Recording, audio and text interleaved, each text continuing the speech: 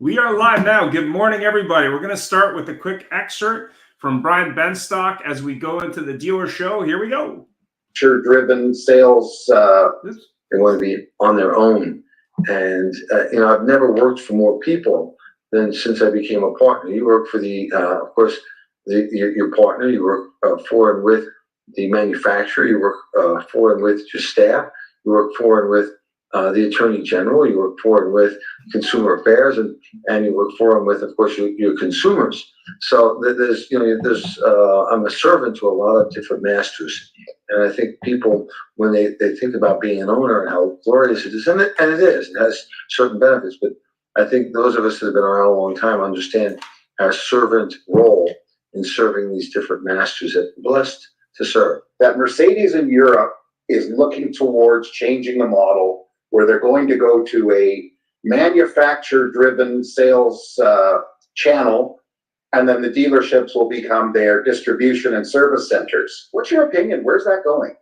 Well, when you say the manufacturers here could, what are you talking about? It's the same manufacturers. And in fact, I was blessed to speak for Spain's version of NADA about 4 weeks ago in Spain. And you said it could come to Europe. It's already there.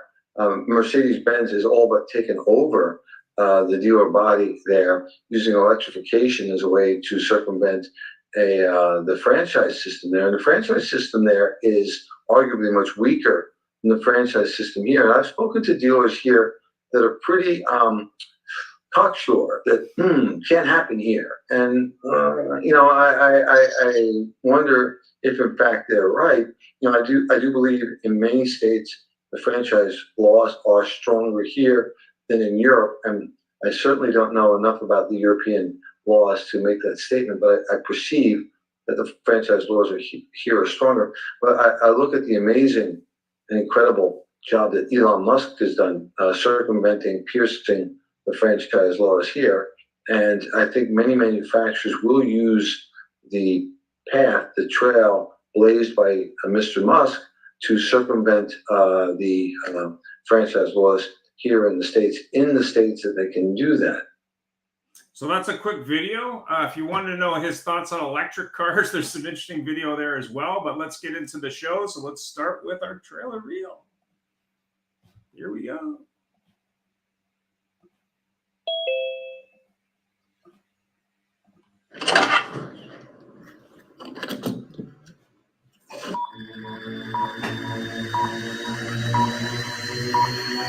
Ready, set, go!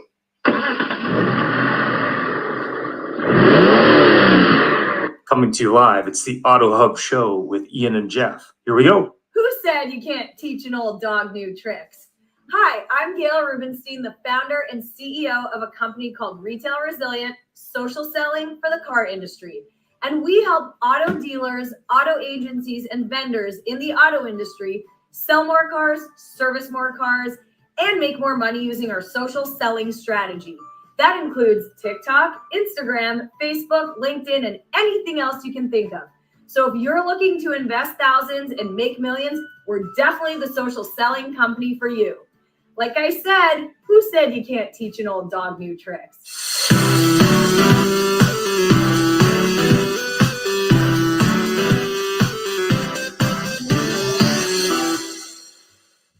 I was at Larry Coleman's seminar. So happy I came, having such a good time. Thank you so much, Larry. One of the best trainers in this area for sure. I don't know about anywhere else, but as far as I know, he's the best. So, Told you take advantage. Thank you for having me here. I'm at Larry Feldman's seminar, and what I found is that what he's really good at doing with his knowledge and with his training, he's not filling a bucket, he's lighting a fire. Ways to improve. Every month we want to improve better on what we did the month before, maybe the year before. It's about how fast we can get the cars done with quality work to get it to the front line, because that's where we make our money. And the bottom line is the longer it takes, the more money you spend. We want to get it down as low as possible. Right now, like I said, we're in a great stage. We're at 4.5 days. In recon, we want to know how quickly we can get the cars out of the recon process and to the front line. The average days in recon and then the time to line are the most important things that we look for. I'm Mike Burrell. I'm Service Director at JM Lexus.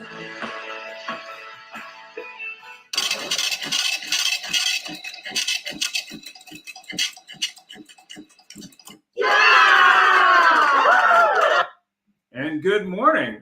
Just so that you know, we will be broadcasting from the Rapid Recon booth at NADA. It's booth 6001. So if you are going to be at NADA, definitely come by.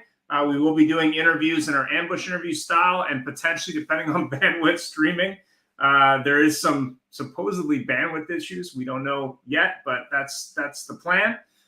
So I picked a few books. The Art and Running of the Art and Science of Running a Car Dealership by Max Zanin, and we've had him on before. The American Car Dealership, which was kind of an interesting historical throwback one. And then one of the books that I've read recently, The Future of Automotive Retail by Steve Greenfeld. Really interesting book if you want to know what's coming in automotive. Go ahead, Jeff, with the disclaimer. Okie, good morning, everybody. I do have to say that last picture was probably taken 2 months ago in Cuba from the American car dealership there, because that's the stuff they sell. But thanks for joining us. As usual, our disclaimer is, of course, that the views and opinions shared today are those of our guests and not necessarily that of the Auto Hub Show or Ian and Jeff. And of course, many a times we do agree, just not the controversial stuff.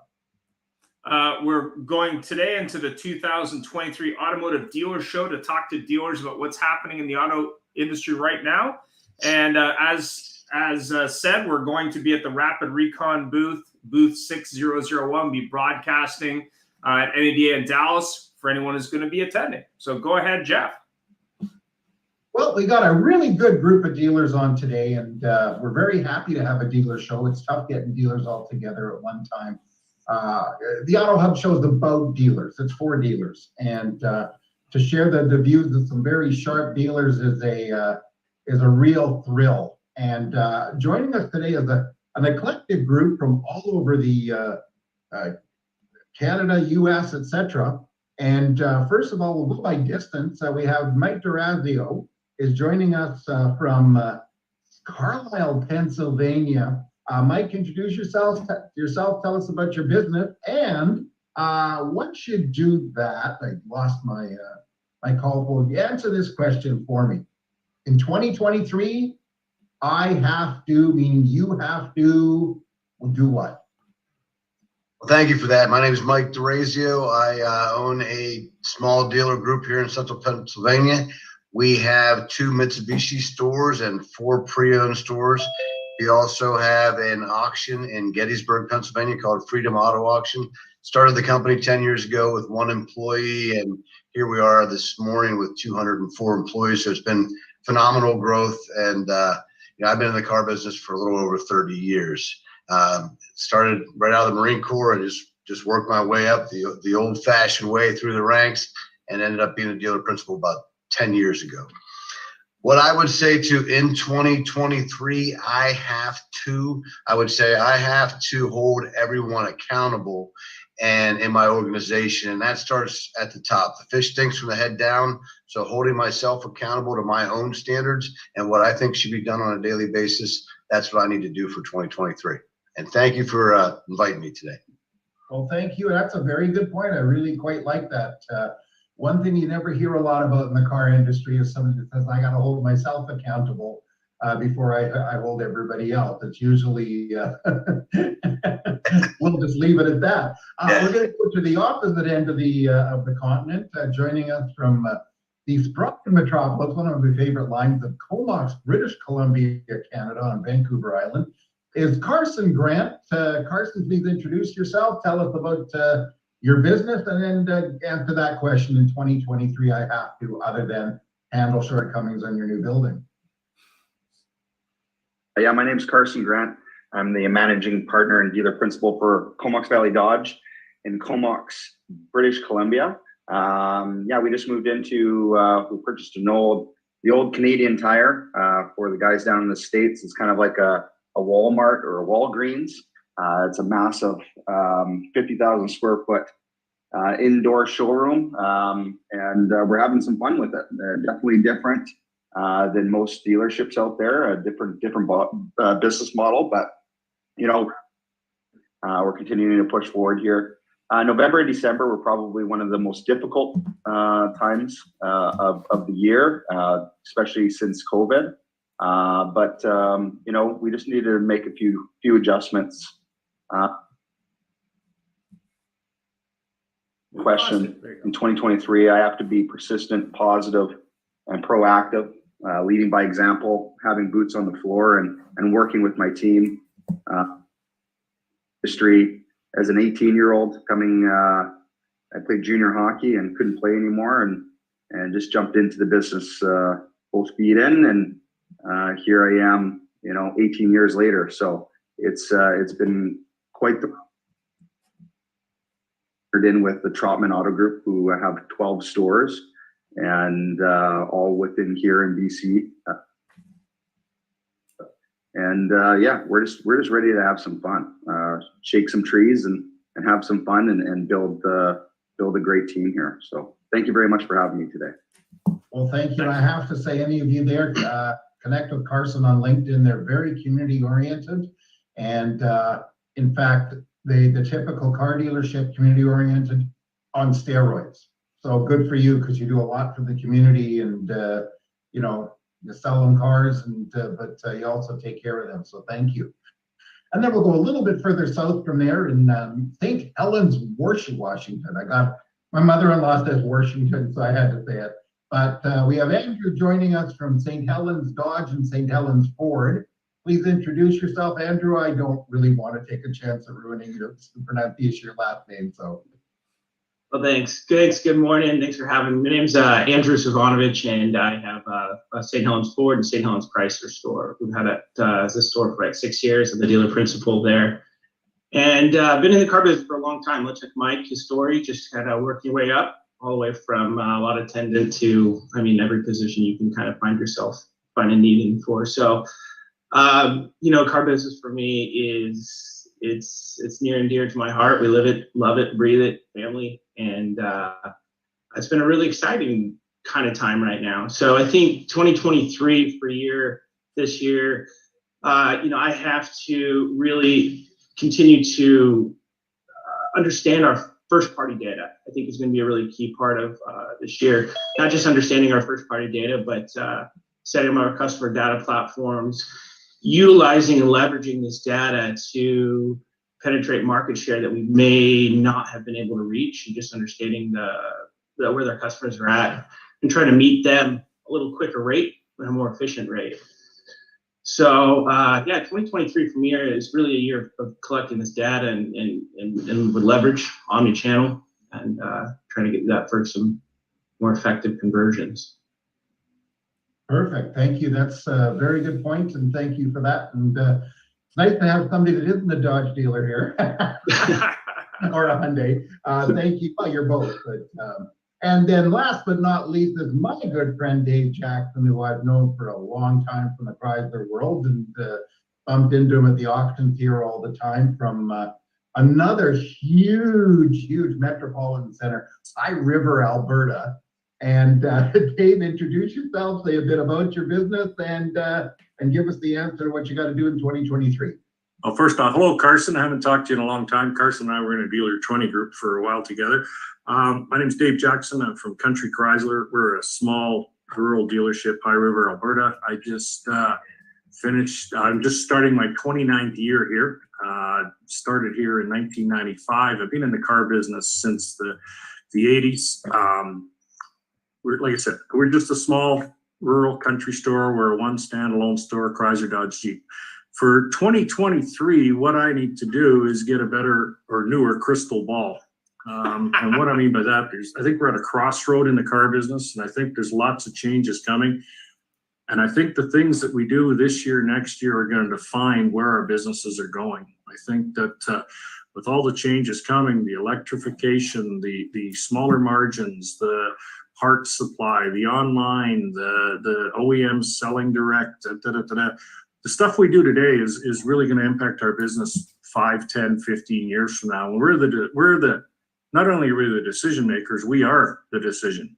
And I think we have to make the right decisions. So I think the more information we can get through programs like this, through reading through everything. I mean, NADA, used car shows, everything. I think we really have to absorb the information and figure out what our OEM is doing, as opposed to what, you know, like we hear the Ford guys talking, we hear the Mercedes, we hear everybody talk, but I think we really need to know what we're doing and where we're going. And like I said, Carson just built a new building. I don't know what he did for electrification. Did you put the standards in for electric, or you know, like I think we need to talk to lots of people and get lots of information. Perfect. Well, you know, it's funny, you know, Alberta is very much like in the South and Texas, et cetera, an oil-based economy. And unfortunately, I had to go to Calgary for a funeral a week ago there. And there weren't a lot of electric cars running around. There were more charging stations than cars. And out here, of course, there's lineups for the charging station. But I do have to say that that Ram's got a heck of a thing when they introduced that new truck that might get some of those farmers and ranchers going along. I heard about the thing where that'll follow you along so you can do your fence posts while you're out in the back 40 there. So yeah, and you can use it as a planter when you run out of power in the back 40. You're in Alberta, you can have giant solar. I'm in Alberta. I can't promote electricity. Come on. Oh, we know that. Ian, you're next. You forgot to mention. Keep my mouth shut on this one. Jeff, you forgot to introduce John. John, say hello.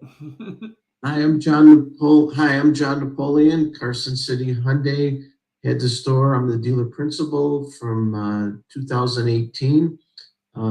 38 years in the car business. This is just a small single point Hyundai store near Lake Tahoe. You know, for 2023, I think the most important thing, I think the other guests have summarized it really well. And on that, I think we really have to understand the used car market. It's ever changing, but it's the most important part of every dealership.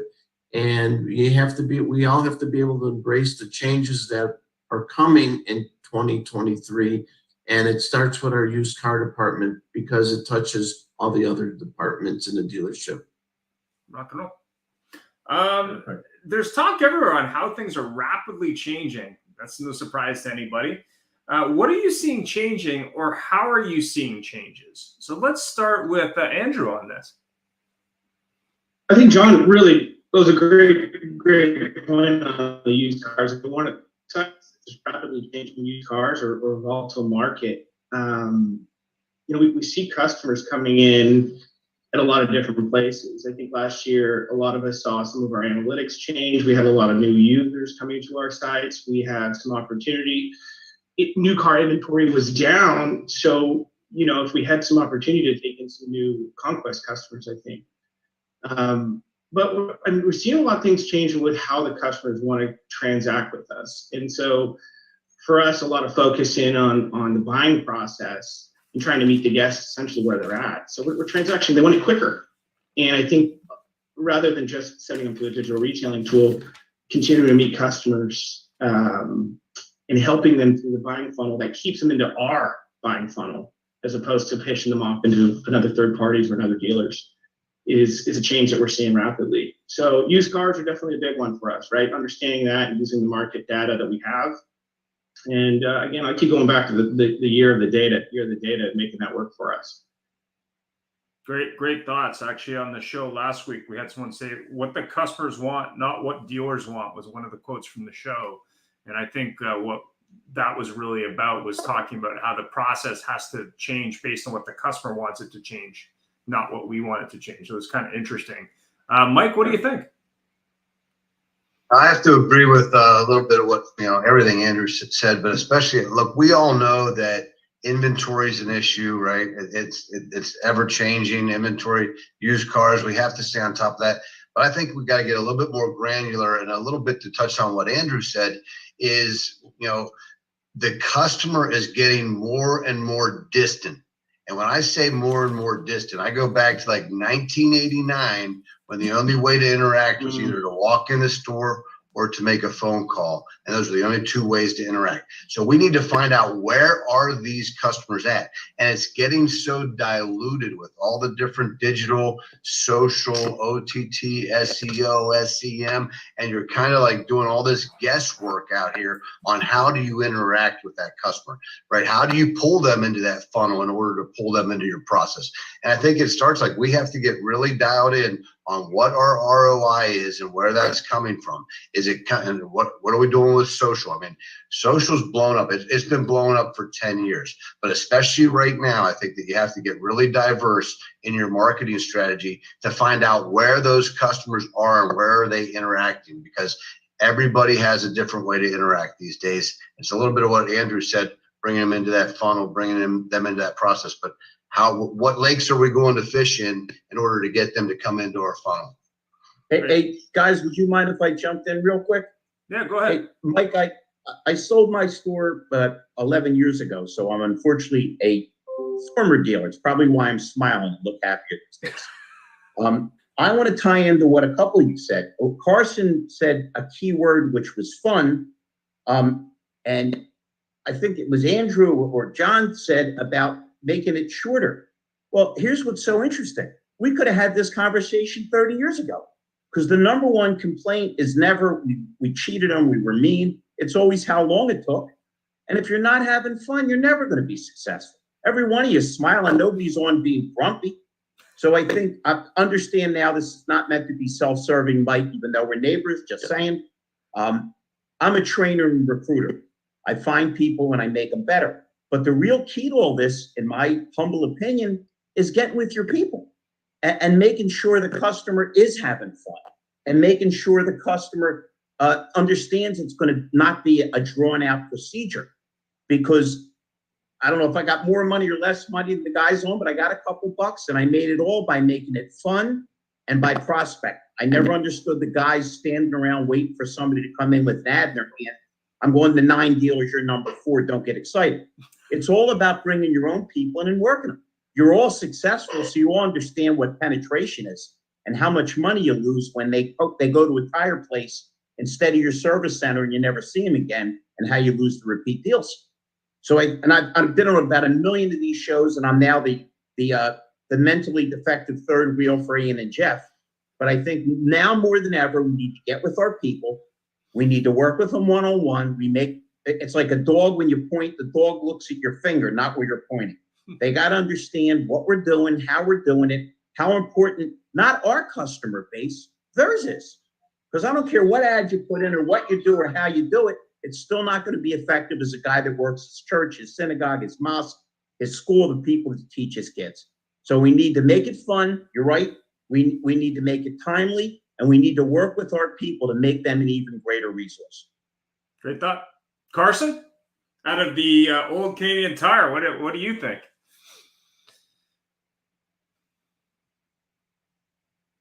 With Larry there, that's for sure. This is a thing. I think, there's a lot of things that have changed, and they've changed rapidly. The market's changed. It's got Canada, the incentive programs, interest rates have risen. The buyers, they are the only ones that hasn't changed. Now it might look like they've changed, but they really haven't. And I think that us as a dealer, and I'm just speaking for myself, is things when difficult. And this business is such a simple business. And if we just be ourselves and just stick to our process and the things that have made us successful in the past, it's going to happen. It's going to happen. And that has to bleed over to your people. And just to touch on Larry's comment, 40,000 square foot showroom. And I'm like, okay, when we first came down here, we're trying to put the pieces together, literally coming out of a 12,000 square foot broken down gas station and coming down to this place. I said, obviously our process is going to change. Now our process changed as we're just in a bigger area. And so it started, we started feeling that, okay, this just seems more of a warehouse and not a showroom. So we tightened things up. We, made a closing pit, a sales pit. If you've got a customer, you're going into the closing pit, and it just tightened everything up. And as soon as we did that, you know, I've always been a believer in movement creates energy, and energy creates opportunity. And that's just the way that I am, you know. And I'm very rarely up in my office. I'm down on the showroom with my guys, and you know, talking to customers and doing appraisals, you know, playing with kids. It doesn't really matter. It's just trying to make that experience for customers. And if we make it, you know, easy for them to do business with us, that's all our job is. And I think that, you know, a lot of dealers, I'm not going to say anybody specifically, but a lot of dealers out there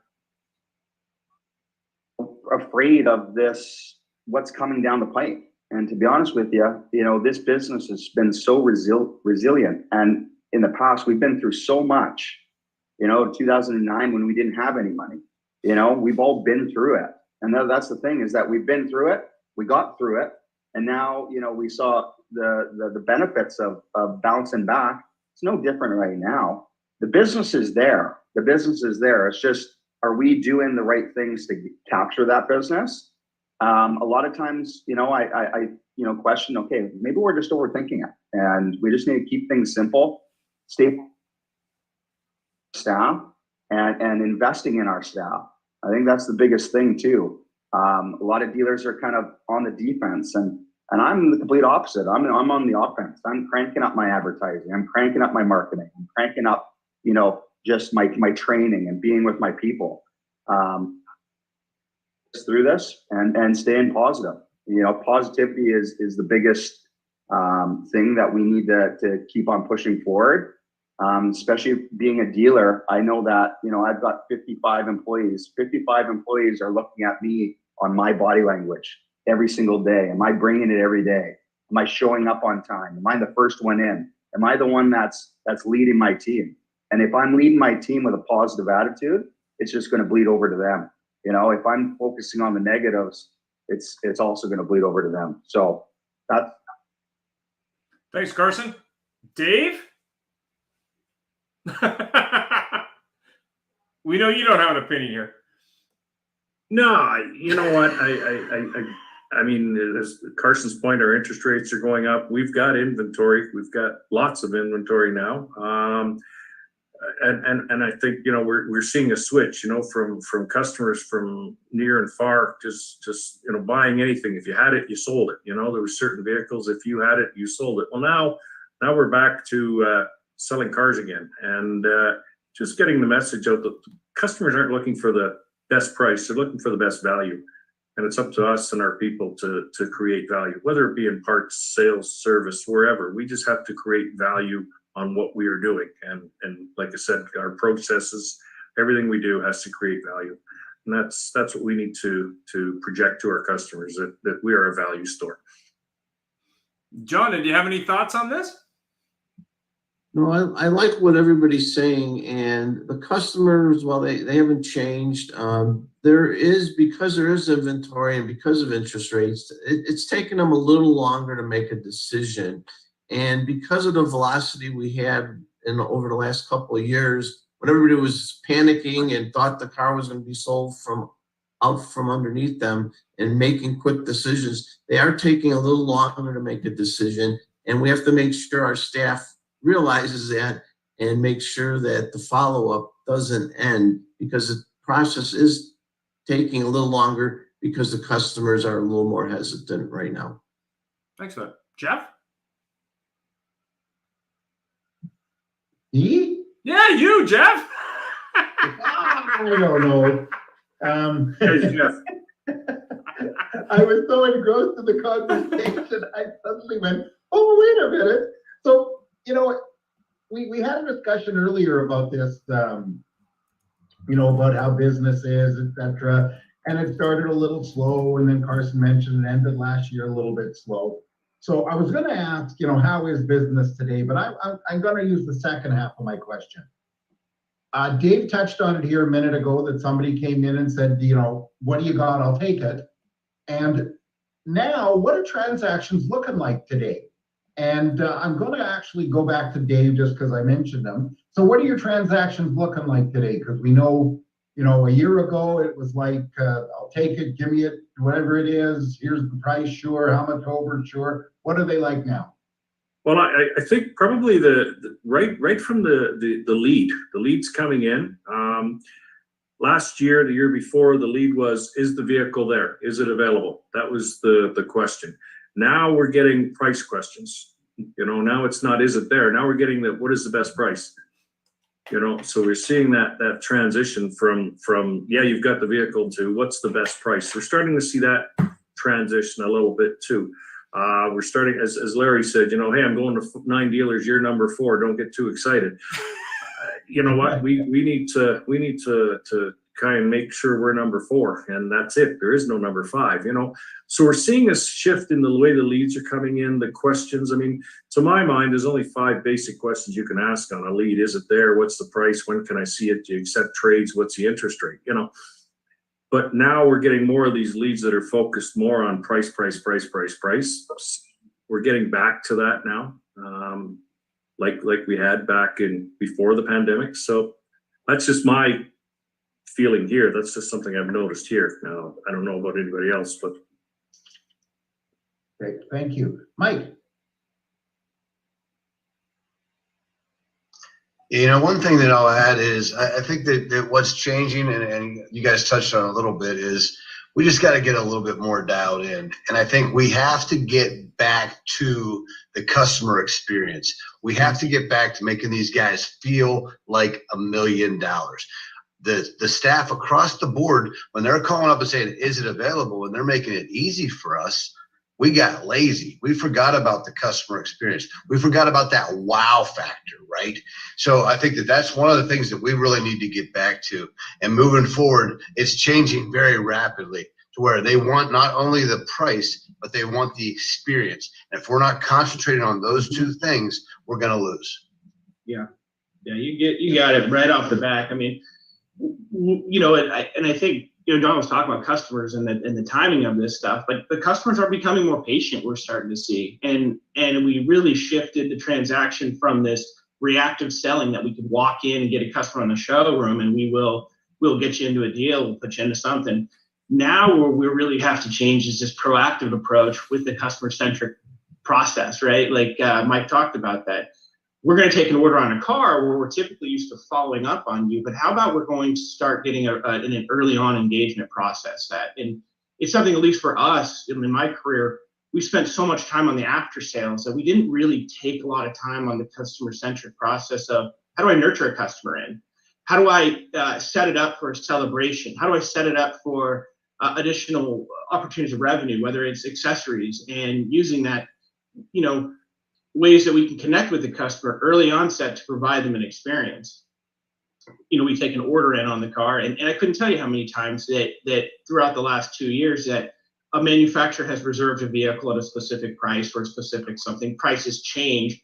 Communications have gone through that customer unbeknownst to the dealer, and the dealer's trying to catch up with that. Well, that's a really tough message for the end consumer. And I think at the end of the day, the dealers take the brunt of that, right? The factory said this and you guys say this. And so the way we can really improve this and combat this is to really, truly develop in our early onset proactive communications with the customer. And I think it's coming down to, you know, we've always talked in our stores about being current and being relevant. So you speak, am I current? And am I getting it quickly? Am I doing that? But now it's really about the relevancy, right? We have these leads and we drive these leads in there. And Mike mentioned about the ROI when they're coming in. But do I know my customer? Do I know my customer based off the data that I see him? You know, I know Gail would hit it. It's like if I got a customer come in, I can click their Facebook, I can learn a whole bunch about them just by some of the data points that I have. And so bringing those 2 together in a real proactive approach is definitely how we're seeing the transaction change.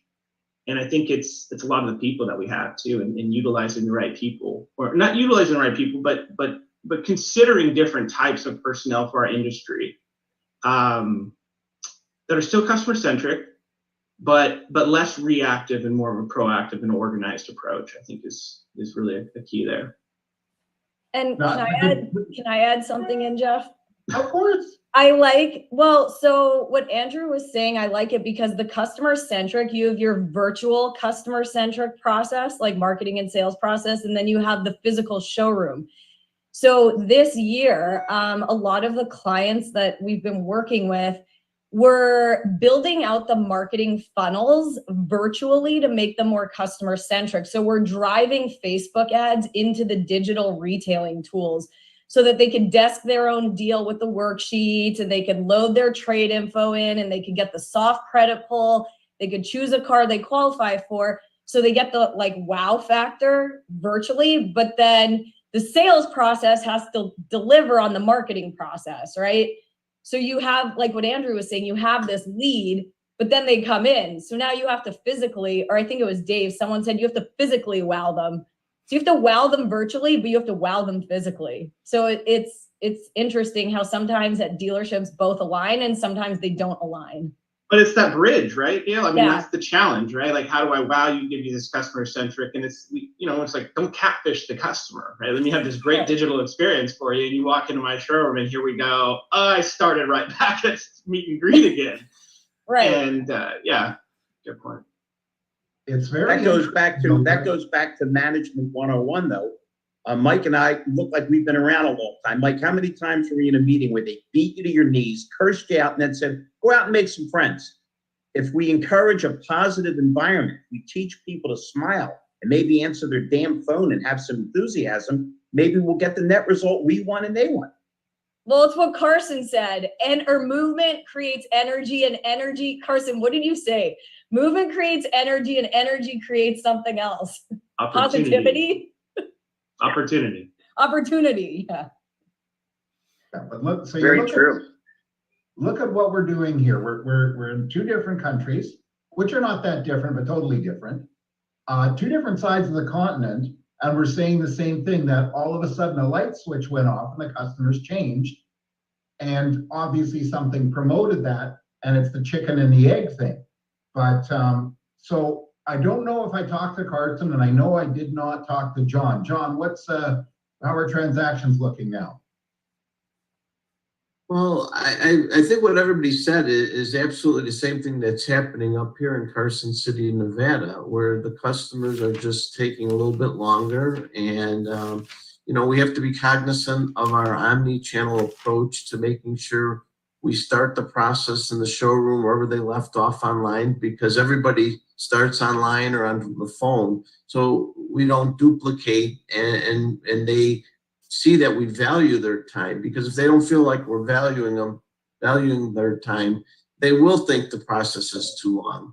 But if they feel like they're involved, it's going to be for everybody's benefit, and the transaction goes smoother and better results. So things are the same, like you said, just about everywhere. It's no different, and we just have to be cognizant of that.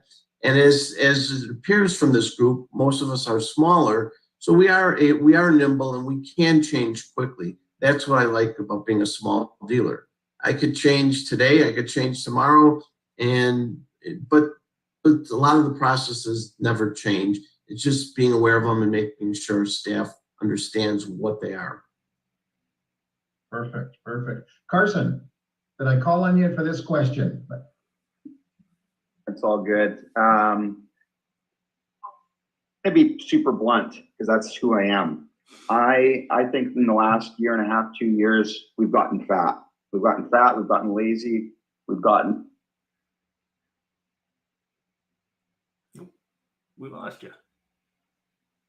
Oh, you're a lot of. We kind of lost you there. Go ahead, fat, lazy, go. Oh. Can you hear me? Yeah, I hear you now. Go ahead.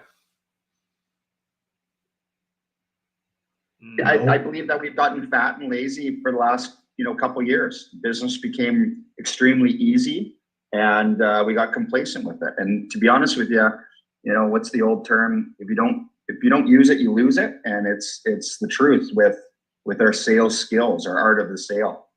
I think that we've gotten dull, and we need to, and I'm talking about we as our teams and ourselves as dealers. I think that we've kind of just sat there and like the money coming in, but we needed to, I kind of saw this kind of coming about 6-8 months ago and realized, hey, I need to be a little bit more proactive with my people and really focusing on, training them and focusing on, working with them on a day-to-day basis, boots on the floor, and just trying to be proactive, being positive with our people, because we've had a little bit of a spook with our customers. And I think that they've also realized that, hey, there's more inventory coming in.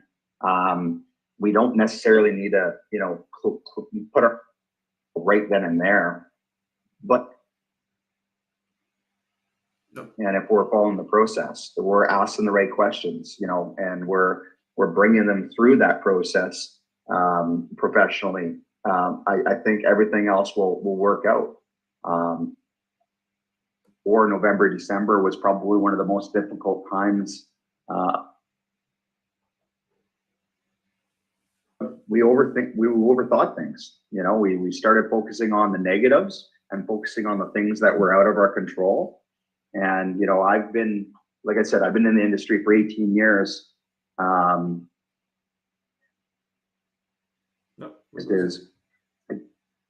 got the right attitude and you focus on the things that are in your control, everything else will take care of itself. And I think we're starting to focus on things that are out of our control or things that haven't kind of produced yet. It's such a negative spot that, it's hard to get out of that mindset. And, I just try to avoid that as best as we can. Obviously, we need to be aware of budgeting, but at the end of the day, like I said, forward as best as we can here. Thanks for that. Guys, can I just jump in for 1 second there? Go ahead, Peter. And Carson, you're just cutting in and out a little bit. Go ahead. I've been doing this for over 4 decades, and one of the things that I'm repeating and hearing everywhere I go, I was in 15 dealers last week, was everyone is starting to get scared by price, by interest rates, by inventory, by everything. In the last 40 years, we've experienced all those issues, and for every single year I've been in this business, everyone talks about price and interest rates. Everyone's scared of it. It hasn't changed. What we've done in the last 3 years is we've gotten COVID drunk by lack of inventory and people buying out of absolute necessity and paying whatever we ask for them. Now we got to go back to the basics, create the frictionless experience for the customer, use every channel, stop repeating everything that is in the repetitive process that just doesn't make any sense. Clean up our acts and give them the utmost customer experience. I worked with a dealer group for a number of years where we were the highest gross profit dealership in the brand, and we were also the largest volume. How did that happen? Because we gave the customer the experience that they were looking for and expecting from that brand. This is what we have to do. And it doesn't matter if you're selling a $20,000 entry-level car or you're selling a $200,000 ultra luxury. It's the same basics, and we have to get back to it. Great point, sir. What do you think is the biggest area of exposure today? I mean, in terms of risk. I've asked lots of people this question over the last little bit. I've even did a poll on it. What do you think is the biggest risk as we roll into 2023, other than politicians misbehaving? Mike, what do you think? Oh, look, there's always a big risk no matter what you do. I'm going to risk my life when I walk out here and get in my car today. So I think that you have to really take that, with a grain of salt as far as it being risky. I think our, car business is no different than that, right? Every business is risky. We know that and that's probably what attracted us to this, is because of those highs and lows, right? I think our biggest exposure is really just complacency. I think we've gone through, the last few months, we've already been exposed. Like the high interest prices high interest has gone up. Used car prices have, we were overpriced on everything, right? And if you didn't manage your inventory properly, if you weren't going through that turn, if you weren't pulling towards the lower end pricing and getting rid of that heavy stuff, then you've already suffered the consequences of being exposed. I think honestly, the worst part of that is over. And now it's just getting back to the basics, getting back to those fundamentals of inventory management, right? And because I think that's where we're going to lose the most if we lose anything, is just letting your inventory get out of control. Thanks for that. 100% agree. Andrew, what do you think? I think Mike got it right on there with a lot of the inventory control, and it's a challenge with the exposure. But I mean, we've got several different exposures this year, and you're right. The car business is all about that exposure and that risk. And once we kind of get comfortable with this, we're just about minimizing it and trying to really understand our own internally, because it is, it's about profitability and year-over-year growth. But inventory management is going to continue to be an exposure for us, and particularly because it's really unknown and it's a challenge to follow and order and maintain inventory levels and be real cognizant about your turn rate, especially when you have a abnormalized expense or expense structure due to rates. And I mean, I know a guy who had $5 million in inventory and then went up to 20 million. And when our US prime went up almost three points, that's $1 million a year in servicing. And so when you really look at that with how do you project out to keep your, some of these guys are seeing double X return on sales, and what's normal going to come through on the exposure. And then of course we've got the step TC exposure coming through that I think a lot of us, at least down here in States, are, we have to be aware of how we process, how we store data, how we protect our third-party vendors, some of the new agreements we need to do. I think that's a big exposure that we have. And then the final exposure we have is a large investment into the EV infrastructure, with again some unknowns in terms of how we project on ROI on those infrastructures. So for some smaller people, it's a little scary. If you got two brands and you put two different chargers in, and one brand doesn't want the other charger, and you're running different power to two different parts of your lot, it gets expensive, and inventory allocation is unknown, truly, on some of these brands. So some pretty good exposure, but also some pretty good opportunity, I think, for a lot of us. Thanks for that. Let's go to Carson on this. What do you think? Oh, I think we lost you.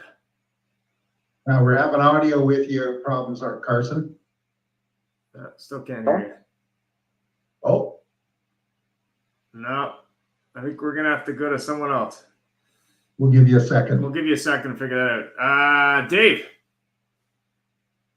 Well, I think, I bought my first house. The interest rate was 18.25%, and I was ecstatic that I got approved and I could buy a house. You have to be in that zone, so interest rates are interest rates. Things change. I probably got a cord here somewhere. If somebody comes in and they need to print something off on a dot matrix, I hung on to the cord. I don't know why. Nice. Things change. Yeah, but Dave, you still have training tapes on VHS. I still have the microfiche for parts, Tape recorders. So I think, to Andrew's point, I think our biggest risk is not risk, but our biggest concern. Interest rates are interest rates. They go up, they go down. We've had high, we've had low. Inventory levels are a definite concern. We've had high inventory, we've had low inventory. We have to find our turn rate again. We're gonna stumble a little bit here till we figure out what the proper inventory level is. I don't know about you guys, but I find if I lose money because I'm paying high interest, I get rid of my inventory pretty quick and get it back in order. It's you can dealer trade it out. You can get rid of it. I think the biggest concern that I have is the electrification costs and the risk of obsolescence on this stuff. Okay. I was talking to a company the other day, and they were telling me in some of the rural areas, the wait time for the electrical components for the transformers to upgrade your electricity and stuff, in some cases is 100 months. Okay. Some cases it's 60 months. That's 5 years. So I've got to go buy these transformers and stuff that I might not get done for 5 years. Well, where are we going to be in 5 years with this electrical process? And do we have the right, all of a sudden we buy these chargers and they switch the plugs. Like Andrew said, different manufacturers want different connections. There's all kinds of software that's going to come with these chargers where customers will be allowed to come and charge at the dealership, where you'll charge them for charging. You know, they go on a grid, they can see that you have a charger available.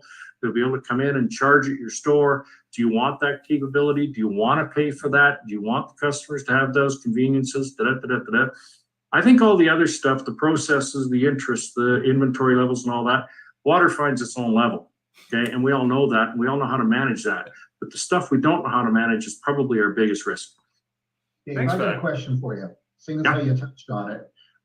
My belief is for the short term, for the 5 to 10 years at least, electrification is going to be more of an urban and non-urban. I don't want to say rural, because rural is obviously a self-describing one. Would you agree with that? That we're looking at strong urban centers, very dense cores for electrification, and then further out not?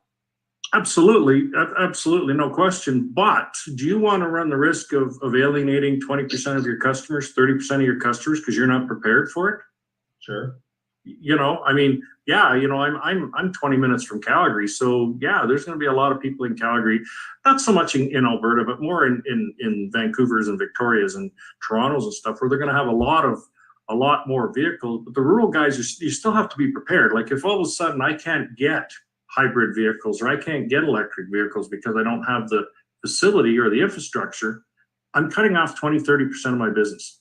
And who wants to do that? Like, I mean, if the manufacturer came to you and said, okay, you've got Chrysler, Dodge, Jeep, Ram, ProMaster, which one would you like to get rid of? Yeah. You would say none. That's a valid You're being way too logical, Dave. In the States, in California, they don't have enough electricity to power what they have now, and they want everybody to be completely electric. But, okay, you ready for? Okay, so I was at a conference, electrical conference, and they were talking about all the electricity we use. Sorry, I'm going off on another tangent here, but all the electricity that we use is live electricity. Okay, electricity was produced an hour ago is gone. It's gone. But now when we start storing electric, you'll have a storage box on your home. They'll come in at 2 in the afternoon or 2 in the morning. They'll charge that box up. When you turn your lights on, it'll draw from that box, not from the live current. That's why solar panels and stuff will produce your own electricity that you'll store yourself. So you'll have electrical storage. I know it sounds bizarre, but remember a few years ago, you know, everybody was giving out these little phone chargers. You know, you'd charge it up, and if your phone was going down, you'd recharge your phone from it. That was storing electricity. Well, what stops them from doing that? You know, if you told me that this little pad here, I'm going to throw my phone on it and it's going to charge it, you're like, what?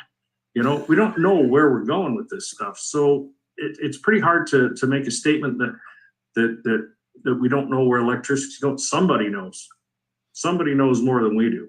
And we're trying to guess what they know, what we don't know, where we're going with it and everything else. So I just cannot believe the entire world's going down this electrification roadway if it's not going to work. Yeah, great point. Yeah, Carson, go ahead. Well, Can you guys hear me now? Yeah, we can hear you now, The LA Carson. River. Go ahead, Carson. Yeah, you can hear me now? Yep, you're good now. Sorry about that. That's okay. Yeah, just to add on to what Dave was saying. Yeah, obviously there's a lot of question marks moving forward. And to answer your question, Dave, that you had for me earlier was, yeah, we, you know, with our new facility, we put the minimum in, you know, just to try and, now our minimum was 3, so it's not a huge amount of investment, but at the end of the day, we want to, if we do go down this path, which it looks like it is going down that path, whether it works or it doesn't, we do want to be prepared for that 20-30% of our business. We just don't want to miss out on that. What do you think is your biggest area of exposure or opportunity? You know, I think that, you know, I'll just go back to ourselves. You know, I think that, you know, the biggest risk to our business is ourselves. You know, I've always, one of my favorite quotes that I've been told is, your problem and your solution are staring at you in the mirror. And I think that if we get in our heads too much, it's a bad neighborhood up there sometimes. And, you don't want to be stuck in there too often. We want to stick to the things that we can focus on, and we can focus on the things that are in our control and staying positive about that. And I sound like a broken record a little bit, but that's the truth. I think the biggest problem is up here. We just need to focus on working on our business, working on our people, and the rest will take care of itself. But it's sometimes when you're taking a look at how the industry is going and how people are buying and the changes that we're experiencing, I think it's just natural for us to try and think our way through it, when oftentimes we know the answer. It's just sometimes we tweak it too much and it just doesn't go with the flow. So that's my answer to there for moving forward into 2023. Thanks, so what you're really saying is you want to keep your closing pit from being the pit of despair. That's correct. John, that's correct. John, what do you think? So, I am prone to having a resolution. Andrew, did we talk to you about the area of exposure yet? Yeah, well, talk a little bit about exposure, some FTC, used cars, inventory management. Yeah. Yeah, we just didn't get John in there. You were right on the screen looking at me. John, go ahead. So, what's that, Ian? John didn't comment on it yet. Go ahead, John. I didn't hear you. Broke up on me. John didn't comment on it yet. Go ahead, John. Oh, sorry, John.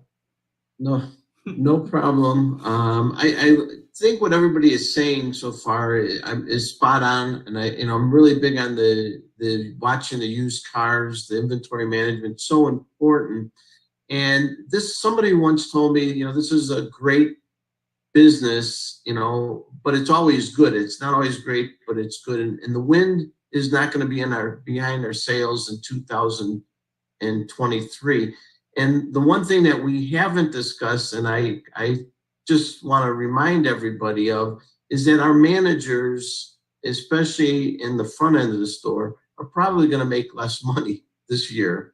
And we're going to have to address that issue, because the same pay plan that worked last year is going to pay a lot different this year. And we just need to be conscious of it. It might be just the way it is. I'm not saying that you're wrong, but you're going to have to address those issues as we go through the year, because November and December, I think, was a prelude to 2023. And I don't have a crystal ball. I don't know what the whole year is going to look like, but there are going to be many employees that make less money, and you're going to have to deal with that. Thanks for that. Jeff, we're sensitive to time, just so you know. Yeah. We're almost at the end. Actually, it's a very interesting point, because a lot of the staff is going to be experiencing what a lot of the customers are. Is they've had a great run. They've made their commitments based on that. Some of them bought homes, some of them bought toys, etc. And all of a sudden, that income stream is going to drop, and they're going to be faced with the pressure. And how do they deal with that? So we are sensitive to time. So I'm just rather than ask my bonus question, because bonus questions only if you have to eat up time. But everybody got such a good relationship going here. I'd just like to get a final comment from each of you, just on really where the number one piece of advice you can give dealers to make the best of 2023. And we'll start with Carson. Right. My advice is enrich people's lives.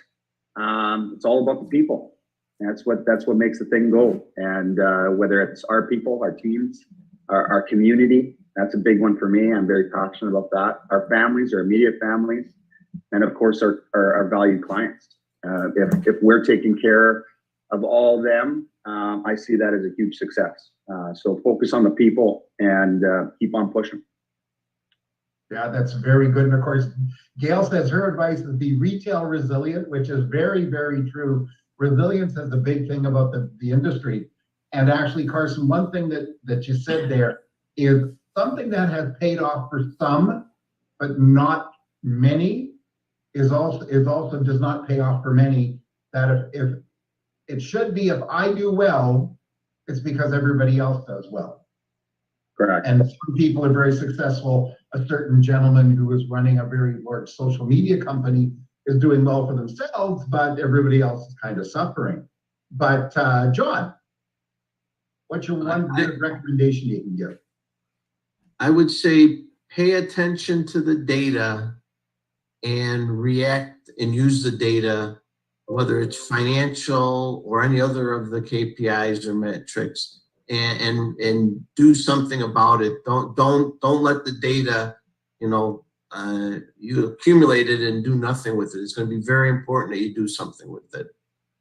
Perfect. I actually read somewhere that the new term for KPI is keep people invested. Yes. Right. Mr. Dorazio. Yeah, tricky question, but I would say in 2023 that we should stop worrying about what everyone else is doing and get hyper focused on our own organizations. You got to take care of yourself before you can be worried about anybody else. So I think get hyper focused, run your own race, and dial in on every little thing you're doing, from marketing to acquisition to time to retail, the whole way through. Reevaluate and audit your entire organization. This is the perfect time of year to do that right now. We're in January. It's slow. What are you going to do? Go back and evaluate and audit your entire organization and take the time to have one-on-one conversations with every employee in your camp, because they're going to give you ideas and open up your eyes to things that need to change for 2023. Perfect. Very interesting. I had a fellow I was speaking to just around the end of December, and they're saying to me, gee, Jeff, what's going on here? You talk to everybody. You know people everywhere. Why is it slow? I talked to Bill, I talked to Fred, I talked to Jane, and they're slow. And I says, well, there's one way to create slow business. Talk to somebody else and discover they're slow. It's hopefully good. Final comment from the longest term person in one place here, Mr. Jackson. What can you recommend? Boy, I keep playing on that term thing with you, don't I? Yeah, I'm only 32. Exactly. I think well, what Carson said. Involvement in your community, involvement with your people, involvement with your store is very important. I also think that involvement with other people is extremely important. Guys like Larry and Gail and they see the trends. They're talking to people every day. You don't call Larry until you have a problem, I think. The guys that think everything's great, they're not calling Larry, which they should be. But anyway, he sees the trends, he sees what's going on. Other dealers see what's going on. We tried this at work. One of the big things I value with the Dealer 20 group is those guys aren't in my area. So share some information. What are you doing? What's working? What's not working? How does that work for you? Like you said, Jeff, you call somebody, go, oh, it's slow. Yeah, it's slow. Well, you know what? I mean, you can talk yourself into that. But if you go in with that mindset, if you're going in to pick out a positive, I think information is going to be huge this year on how to maintain your inventory, what's working, what's not working. You could spend thousands and thousands and thousands and thousands of dollars on the wrong thing. I know all these analytics companies want to send you these beautiful reports every month, and it shows you how, your conversions and your KPIs. I don't need that stuff. We get a financial statement every month. I know if it's being crappy or not. I don't. So I had 1,000 people look at my website. So what? Maybe I had the only TRX truck in Western Canada. So 1,000 is probably a low number. I don't get caught up in analytics and all that stuff. I don't really care what happened before. I'm more concerned about what's going to happen. Somebody said one time, in this business, you're always on a roll. Sometimes it's a toilet roll, but it's always a roll, and it's, make the best of it, right? So. Hey, Dave, you jogged my brain. A long time ago, I dated. Oh, come on, Larry, don't be, I jogged your brain. Yeah. Last week, say last week. No, it was longer, my brother. I'll tell my wife. A long time ago, I dated a female engineer when there weren't a lot of female engineers. She was really cool and smart. I said, what's it like being in a room where you're probably the only female?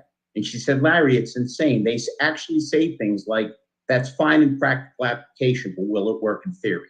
You're 100% right. Does it work or doesn't it work? What do we got to do to cut through the bull and the nonsense and make this thing make sense? Listen, my prediction's simple. In 100 years from now, everybody on this call will be dead. You got to get up in the morning with a smile on your face, be glad you're breathing, and go to work with some kind of purpose and mission. Good stuff. Right on. Well said. Andrew? Well, you know what, Dave, you mentioned one thing there, what you said about the 20 group, they're not in my area. Sometimes I think the car industry, dealers specifically, have two people in suits with dark glasses and earpieces. They're so worried about the giant secret that they don't want to tell their competitor about their giant secret. And yet they will go to somewhere and they'll sit somewhere with somebody from another brand and talk to them and discover that they're their best friend and they found out their giant secret anyway. So thank you all for attending. Larry, I think Gail jumped off. Peter, thanks for your input, and everybody else for attending. Thank you. Keep well. Next week is our pre-NADA show, and then we're off to Dallas, y'all. That's my line I'm using right now, y'all. So thank you, Ian. I'll leave you to close. Yeah, Andrew didn't get a final thought in. Oh. Andrew, give us your final thought. I'm so sorry. Hey, that's okay. That's okay. No problem. Hey, Liz, I think I agree with a lot of us on here. You know, I mean, one of the things is I'd say is don't be afraid to disrupt our business this year and really look at our KPIs, really adjust our KPIs from we've had some funny data coming in from orders and inventory turn, really look at those. I would definitely say invest in a company like an Orbi or a customer data platform that does give you a little bit more drill down on your analytics. So yeah, you've got 1,000 views now, but you know who was on there. And maybe the last 5 people that touched your website didn't put a lead in for two years ago. And the guy who did put a lead in on a TRX just popped back in and looked at something else that you took in a used Raptor of some sort, and you can capture them. So definitely I'd say that, and then just continuing to career path and building your bench, looking for technologically advanced people to come into our industry that may not have been there. I think will be a more successful year. Thanks for that. Have a great week. We're out. Thanks for joining us. It was a great show, and follow us anywhere you would like on your favorite podcast, on Facebook, on LinkedIn, and of course on our YouTube, or subscribe to our own channel.